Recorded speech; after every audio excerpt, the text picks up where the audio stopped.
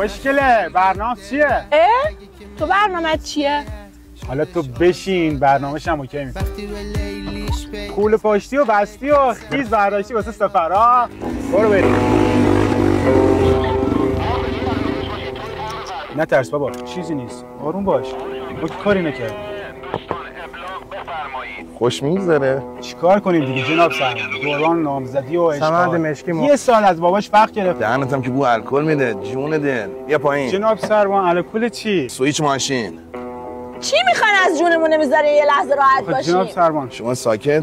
چه نسبتی با هم دارید؟ ای بابا الان چیکار کردیم که باید جواب پس بدیم؟ نامزدمه، عشقمه به خدا. خانم بیا پایین. شما جوونی نکردی؟ آقا جبران میکنم. اگه هزینه این نمیدونم شیرینی چیزی هم باشه بالاخره شما دارید زحمت میکشید. جناب سرمان راحت کرد. آقا برو اونور وایسا.